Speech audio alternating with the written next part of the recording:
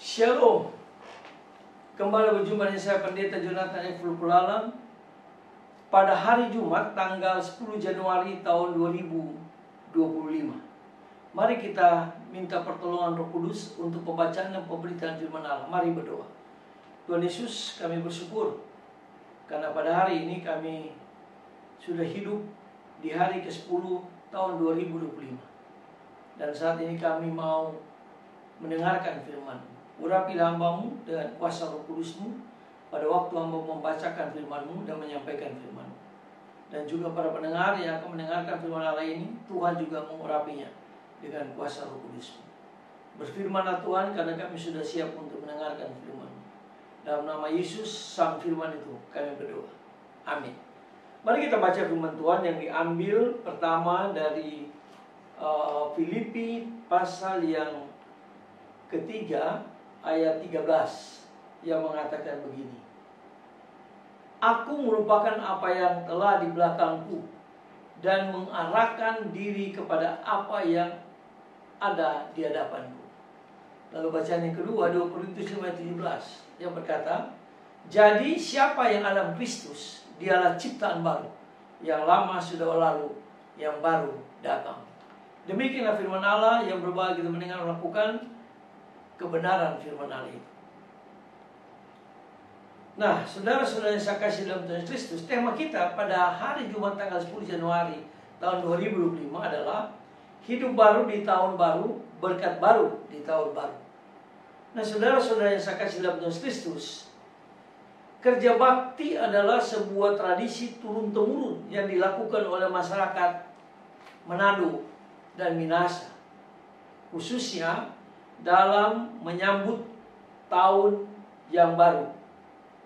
Saat bagi seluruh anggota keluarga bersama-sama membersihkan rumah, mengecat pagar, mulai sampai membersihkan kamar mandi, kamar-kamar dan sebagainya. Apa maknanya? Maknanya sederhana. Memasuki tahun baru dengan jiwa yang baru, hati yang bersih, dengan hidup yang tertata baru sebaik-baik mungkin di tahun yang baru itu. Nah, saudara-saudara yang saya kasih dalam Tuhan Kristus, tahun baru memang sering dijadikan momen awal melakukan sesuatu. Seperti refleksi, juga resolusi. Tentu tidak salah, walaupun sebenarnya tidak harus melakukannya pada saat tahun baru saja.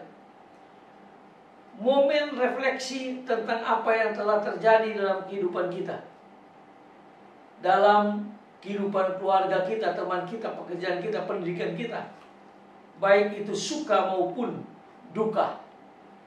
Dan momen resolusi tentang apa yang ingin kita capai ke depan, dengan niat yang disertai ketetapan hati dan semangat yang baru untuk mewujud nyatakannya cita-cita kita ke depan. Nah, saudara-saudara yang saya kasih dalam Tuhan Kristus, apa yang terjadi pada tahun sebelumnya, suka, duka, tawa, tangis, dan sebagainya, semuanya menjadi pelajaran berharga bagi kita di tahun baru, yaitu di tahun 2025. Seperti tekad Rasul Paulus yang mengatakan, aku melupakan apa yang telah di belakangku dan mengarahkan apa yang ada di hadapannya. Atau di dalam 2 Korintus pasal yang ke-5 ayat 17 mengatakan, jadi siapa dalam Kristus, dia ciptaan baru, yang lama sudah berlalu, yang baru sesungguhnya yang akan datang. Artinya jangan tenggelam dan terpaku pada masa lalu. Jadi kita tidak boleh tenggelam dan terpaku pada masa yang lalu. Mengapa? Sebab itu hanya akan memberatkan langkah kita ke depan.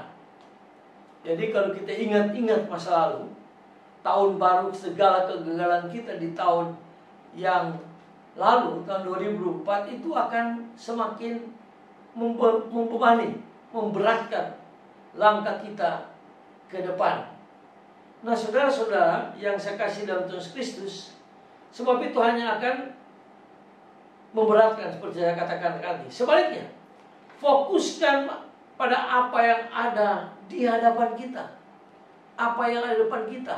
Tantangan baru, sukacita baru, segala sesuatu yang baru kita harus hadapi dengan penuh iman bersama dengan Tuhan kita Yesus Kristus. Nah, saudara-saudara saya kasih dalam Tuhan Kristus, berusahalah kita melakukan yang terbaik saat ini dan esok. Maka pada momen tahun baru ini, mari kita bersama-sama melakukan atau membersihkan diri, membersihkan hati kita, membersihkan jiwa kita, membersihkan roh kita dari segala beban-beban duka cita pada tahun 2024. Kita buang semuanya itu, lalu kita arahkan akan hidup kita ke depan dan berketetapan hati untuk menjalani hari-hari di tahun yang baru ini dengan penuh berkat bersama dengan Tuhan kita Yesus Kristus. Karena Tuhan tidak akan pernah meninggalkan kita. Immanuel artinya Allah menyertai kita. Kalau dalam bahasa Latin, Immanuel itu artinya Allah di dalam hidup kita. Nah, kalau Allah di dalam hidup kita, apa yang harus kita khawatirkan? Tidak perlu. Kita terus bersama dengan terus ke depan, pasti Tuhan Yesus akan memberkati kita. Mari kita tunduk kepala kita berdoa. Tuhan Yesus, terima kasih karena Engkau mengajar kami supaya menatap masa depan, hari depan, tahun yang baru ini, tahun 2025 ini, dengan penuh pengharapan bersama dengan Tuhan Yesus.